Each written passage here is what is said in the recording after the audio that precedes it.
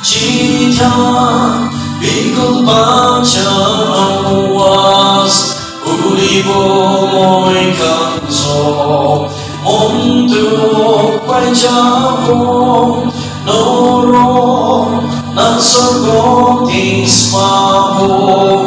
Napamyatan Teji Sora Ijabo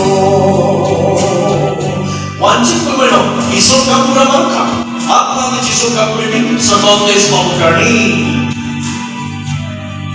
Isok kamguria maru kamso atma praishor kamgori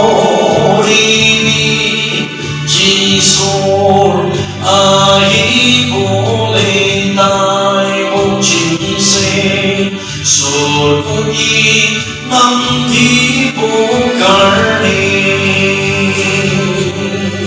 Jika bingkul baca awas Ulibo moy kanso Untuk pajabo Noro Nasurgo tispabo Napagyakan Teji Sura Ijabo Watching Krisa na may na Ayun yung na Aba na nagamay Uy sa parikili mo na pari mo Hondo Lopsok Chari Bode Kali Haise Kami Jabo Amma Baba Sok Chari Tibo Jisuga Amina Chari Jika